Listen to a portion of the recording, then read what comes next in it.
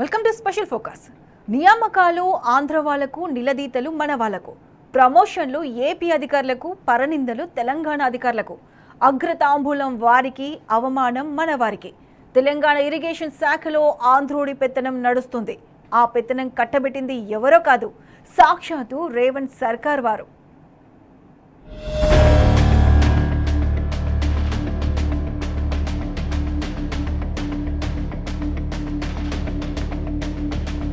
కేసీఆర్ ఏనాడో చెప్పారు, కత్తి పక్కోడిదే పొడిచేటోడు మనోడని. అదిప్పుడు అక్షరాలా జరుగుతోంది. తెలంగాణ రాష్ట్రంలో, తెలంగాణ ప్రభుత్వంలో తెలంగాణ అధికారులపైనే ఆంక్షలు అమలవుతున్నాయి. అంతులేని వివక్ష కొనసాగుతోంది. అన్నింటా ఆంధ్ర పెత్తనం నడుస్తోంది. అడుగు వేసినా, పెదవి కదిపినా, ఆఖరికి మెడ తిప్పినా నిఘా నీడ వెంటాడుతోంది. నోరెత్తవద్దు, మీడియాకు ఎలాంటి సమాచారం ఇవ్వొద్దంటూ ఆదేశాలు జారీ అవుతున్నాయి. కాంగ్రెస్ సోకాళ్లు ప్రజాపాలనలో, రాష్ట్ర సాగునీటి పారుదల శాఖలో నెలకొన్న దారుణ పరిస్థితి ఇదే. ప్రతిపక్షంలో ఉన్నప్పుడు ఎక్స్టెన్షన్లపై దుమ్మెత్తిపోయడమే కాదు, అధికారంలోకి వస్తే ఎవరికీ ఎక్స్టెన్షన్లు ఇవ్వబోమని ప్రగల్భాలు పలికిన రేవంత్ ఇప్పుడదే పనిచేస్తున్నాడు. సీనియర్లను పక్కన పెడుతూ జూనియర్లకు పట్టం గడుతూ అందలమెక్కిస్తోంది ఈ ప్రభుత్వం. సర్కారు వివక్షపై ఇంజనీర్లు రగిలిపోతున్నారు. ఇప్పటికే పలువురు పరోక్షంగా సహాయ నిరాకరణ చేస్తున్నారు. సర్కారుతో అమీతుమీ తేల్చుకునేందుకు అసోసియేషన్లు సైతం సన్నద్ధమవుతున్నాయి.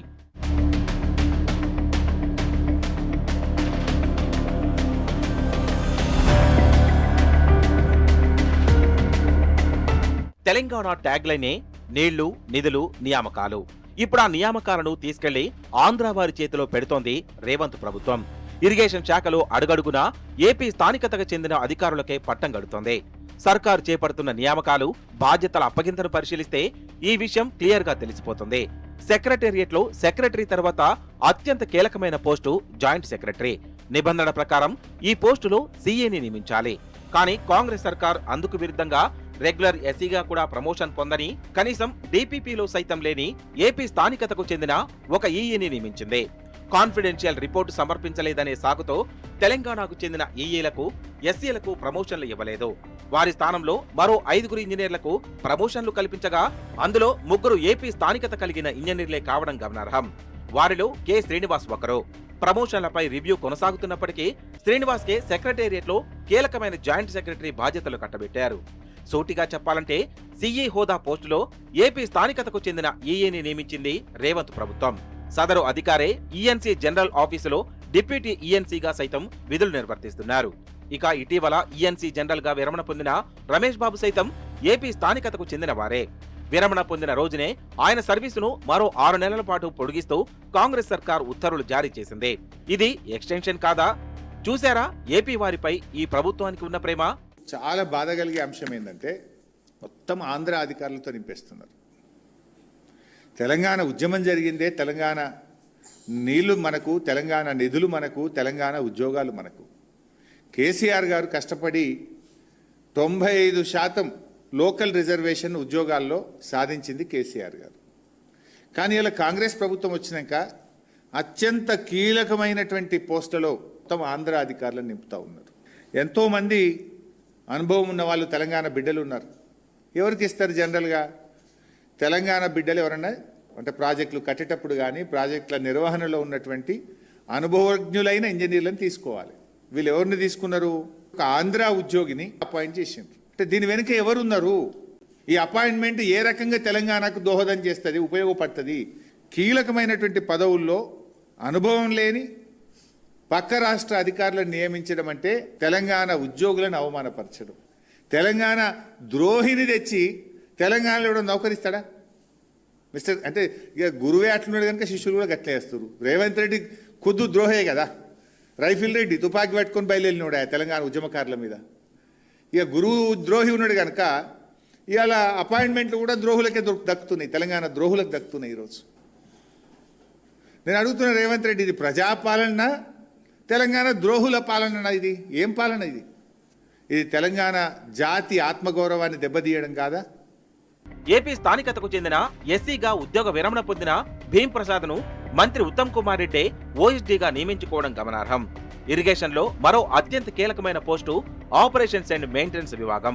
ప్రస్తుతం అక్కడ కూడా ఏపీ స్థానికతకు చెందిన మధుసూదన్ రావును ఇటీవల ఈఎన్సీగా నియమించుకున్నారు. ఆయన కీలకమైన కరీంనగర్ ఈఎన్సీగా సైతం అదనపు బాధ్యతలు నిర్వర్తిస్తున్నారు. డబుల్ దబాకా అన్నమాట. వడ్డించేవాడు మనవాడైతే విస్తరి నిండుగా ఉంటుంది.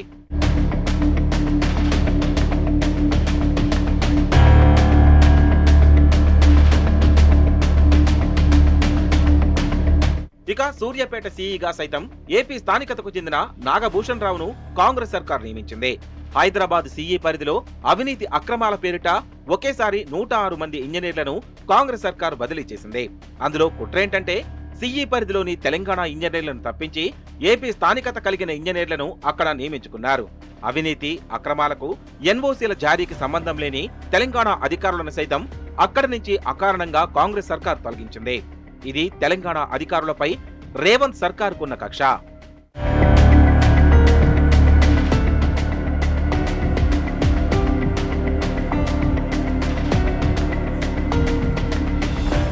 ఆగండి, ఇంతటితో అయిపోలేదు, ఆగిపోలేదు.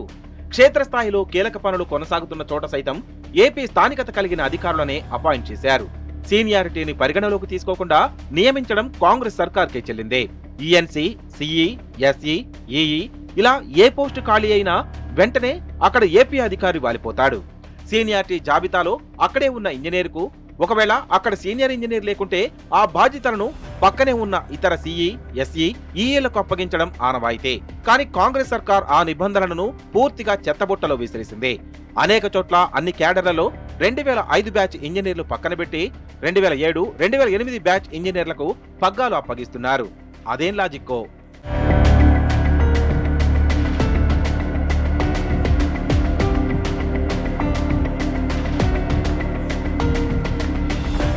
మరోవైపు తెలంగాణ స్థానికత కలిగిన ఇంజనీర్లను మాత్రం కాంగ్రెస్ సర్కార్ చీపురు పుల్ల కంటే హీనంగా చూస్తోంది. టిష్యూ పేపర్ విసిరి పారేసినట్లు మన వాళ్లను పూర్తిగా పక్కన పెడుతోంది. కంటి తుడుపుగా ఒక్కరోజు ప్రమోషన్లను కల్పిస్తూ ఇంటికి సాగనంపుతోంది. కాంగ్రెస్ ప్రభుత్వం అధికారంలోకి రాగానే కాళేశ్వరం ప్రాజెక్టుపై విజిలెన్స్, ఘోష్ కమిషన్ అంటూ తెగ హడావిడి చేసింది. ఆయా నివేదికలు వచ్చి ఏడాది దాటిపోతున్నా ఇప్పటికీ ఎలాంటి చర్యలు తీసుకోలేదు. అదిగాక ఆయా నివేదికల్లో తెలంగాణ స్థానికత కలిగిన అత్యంత సీనియర్ అధికారులందరి పేర్లను చేర్చడం మరో కుట్ర. అంతేకాదు ప్రాజెక్టుకు ఎలాంటి సంబంధం లేని పోస్టు ప్రకారం మీటింగులు ఏర్పాటు చేశారన్న సాకుతో ఓ ఈఈ పేరును సైతం చేర్చారంటే ఎంత కుట్ర జరుగుతుందో చూడండి.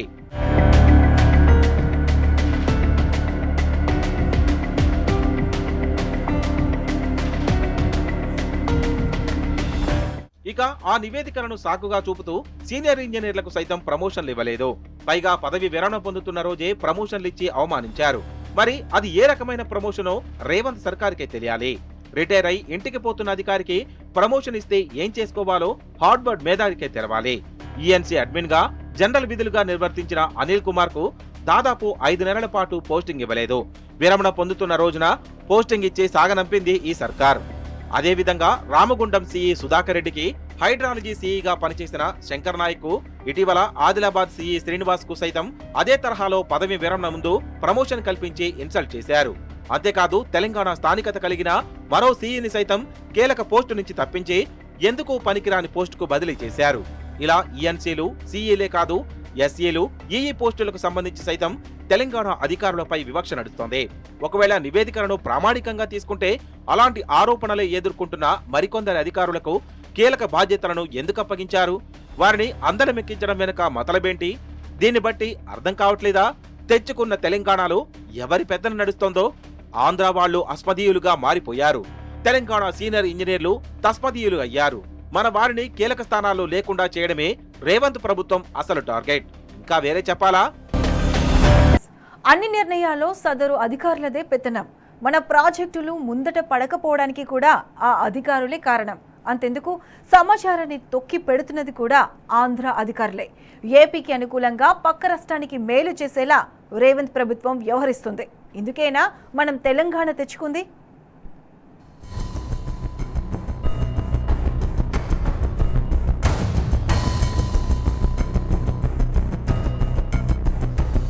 మన ఇరిగేషన్ శాఖలో ఏపీ ఇంజనీర్లదే ఏకఛత్రాధిపత్యం. కీలక పోస్టుల్లో పాగా వేసింది వారే. అనేక చోట్ల సీఈలు, ఎస్ఈలు, అనేక సర్కిళ్లలో ఈఈ పోస్టులు ఖాళీ అయ్యాయి. తమ స్థానాలను పదిలం చేసుకునేందుకు ఏకంగా ప్రమోషన్లను అడ్డుకోవడమే కాక తెలంగాణ సీనియర్ ఇంజనీర్లకు తీరని ద్రోహాన్ని తలపెడుతున్నారు. శాఖలో పరిపాలన, సాంకేతిక పరమైన అన్ని నిర్ణయాల్లో సదరు అధికారులదే పెత్తనం. మరోవైపు తెలంగాణకు సంబంధించి ఏ ఒక్క ప్రాజెక్టు ముందుకు పడకుండా శతవిధాలా అడ్డుకుంటున్నది కూడా ఏపీ అధికారులే. సాంకేతిక అంశాలను సాకుగా చూపుతూ ప్రాజెక్టులకు అడ్డుపుల్లలు వేస్తున్నారు. పాలమూరు రంగారెడ్డి ప్రాజెక్టు పనులు ముందుకు సాగకపోవడానికి ప్రధాన కారణం సదరు అధికారులే. అనేక ప్రాజెక్టుల రివైజ్డ్ ఎస్టిమేట్లు ఇప్పటికీ ఆమోదానికి నోచుకొని దుస్థితి.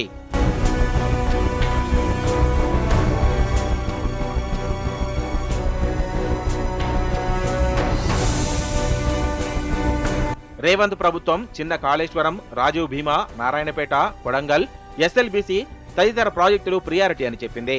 ఆ ప్రాజెక్టులు సైతం పురోగతికి నోచుకోలేని పరిస్థితి నెలకొంది. అడ్డుకున్నది ఎవరంటే కీలక స్థానాల్లో కుదురుకున్న ఏపీ అధికారులేనని ఇంజనీర్లు చెబుతున్నారు. సాధారణంగా ప్రాజెక్టులకు సంబంధించిన పనులు, ఇతరత్రా నిర్ణయాలపై స్టేట్ లెవెల్ స్టాండింగ్ కమిటీ నిర్ణయం తీసుకుంటుంది. అందులో అన్ని ప్రాజెక్టులు ఈఎన్సీలు, సిఈలు ఉంటారు.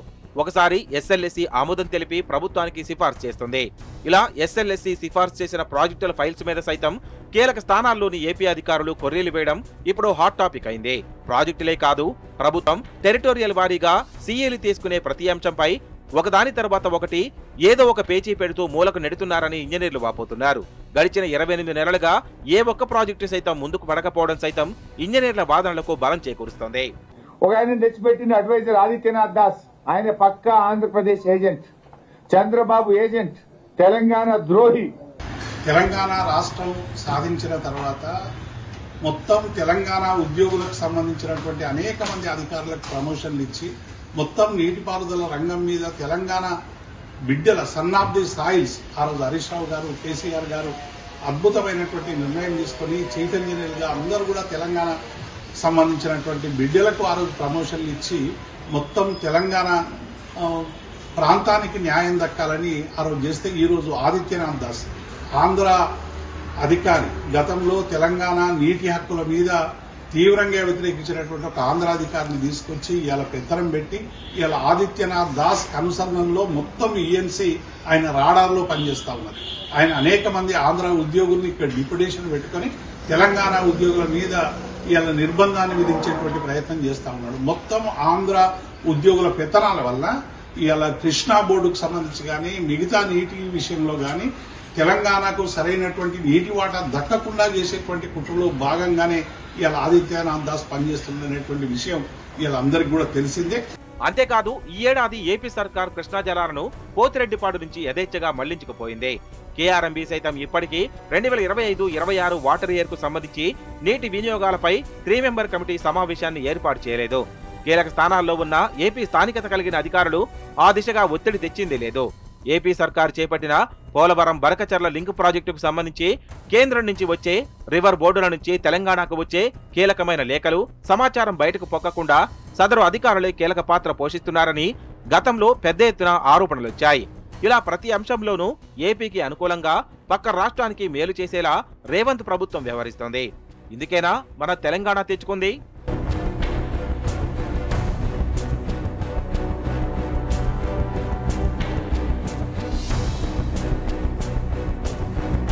ఒకవైపు పదవులు, నియామకాలు, ప్రమోషన్లలో వివక్ష ఉంటే మరోవైపు తెలంగాణ ఇంజనీర్లపై నిఘా కొనసాగుతోంది. ఎక్కడికక్కడ ఆంక్షలు విధిస్తున్నారు. కాంగ్రెస్ సర్కారు పరిపాలన అసమర్థతను, వైఫల్యాలను ప్రశ్నిస్తున్న ఇంజనీర్లను పక్కకు తప్పిస్తున్న పరిస్థితులు ఉన్నాయంటే పరిస్థితి ఎలా ఉందో అర్థం చేసుకోవచ్చు. అంతేకాదు, మెడ తిప్పొద్దు, ఎవరితో మాట్లాడొద్దు, డేటా ఇవ్వొద్దంటూ హుకుం జారీ చేస్తున్నారు. శాఖాపరమైన చర్యలు తీసుకుంటామంటూ బెదిరింపులకు దిగుతున్నారు. ఎంత దుర్మార్గం! మన అధికారులపై ఏంటి పెత్తనం?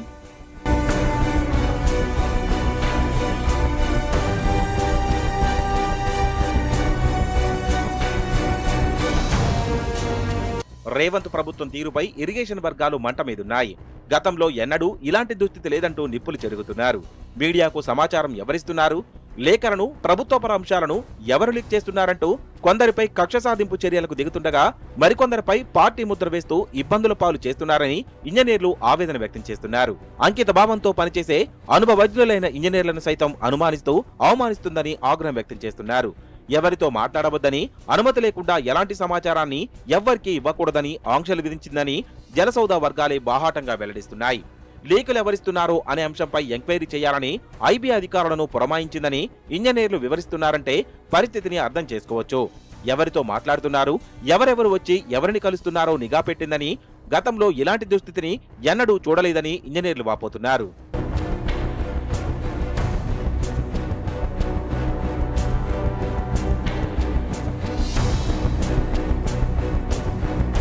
కాంగ్రెస్ సర్కార్ వ్యవహారం తీరుపై ఇరిగేషన్ శాఖ ఇంజనీర్లు నిప్పులు చెరుగుతున్నారు. ఇరిగేషన్ శాఖలో ఎట్టి పరిస్థితుల్లోనూ ఎక్స్టెన్షన్లు ఇవ్వబోమని స్వయంగా ప్రకటించిన ముఖ్యమంత్రి రేవంత్ రెడ్డి ఆ మాటను తుంగలో తొక్కుతూ ఎక్స్టెన్షన్లను ఇస్తున్నారని ఆగ్రహం వ్యక్తం చేస్తున్నారు. సాగునీటి శాఖకు అమాత్యుడి ఉన్నా లేనట్టే అన్న చందంగా పరిస్థితి మారిందంటున్నారు ఇంజనీర్లు. క్షేత్రస్థాయి పరిస్థితులు, సమస్యలను, ప్రమోషన్ల అంశాన్ని ఎన్నిసార్లు విన్నవించినా ఫలితం లేకుండా పోయిందంటున్నారు. విన్నపాలన్నీ బుట్టదాఖలవుతున్నాయని ఆక్షేపిస్తున్నారు. ఎక్స్టెన్షన్లను ఇవ్వడం వల్ల ఇరిగేషన్ శాఖలో అనేక మంది సీనియర్ ఇంజనీర్లు నష్టపోతున్నారని, ఈఈ, ఎస్ఈ, సీఈలుగానే విరమణ పొందుతున్న దుస్థితి నెలకొందని మండిపడుతున్నారు. జూనియర్లకు అవకాశం ఇవ్వకుండా సీనియర్లకే మొదటి ప్రాధాన్యతనివ్వాలని ఇంజనీర్ సంఘాలు సైతం డిమాండ్ చేస్తున్నాయి. సర్కార్ నిర్ణయాల ఫలితంగా ఇంజనీర్ల మధ్య ఆహ్లాదకర వాతావరణం లేకుండా పోవడంతో పాటు గ్రూపులుగా విడిపోయిన పరిస్థితి నెలకొంది. సర్కార్ అనాలోచిత, అడ్డదిడ్డమైన చర్యలతో సీనియర్ వర్సెస్ జూనియర్ అన్న చందంగా పరిస్థితి తయారైంది. ఉన్నత స్థానాల్లో బాధ్యతలు నిర్వర్తిస్తున్న వారికి దిగువనున్న సీనియర్ ఇంజనీర్లు సహకరించని పరిస్థితి ఉంది. పరోక్షంగా సహాయ నిరాకరణ పాటిస్తున్నారని పలువురు బాహాటంగానే వాపోతున్నారు. మరోవైపు అదనపు బాధ్యతలతో తీవ్ర పనిభారంతో సతమతమవుతున్నారని ఇరిగేషన్ అధికారులు చెబుతున్నారు. ఎక్స్టెన్షన్లను రద్దు చేయాలన్న డిమాండ్తో సర్కార్తో అమీతుమీ తేల్చుకునేందుకు సైతం సిద్ధమవుతున్నారు.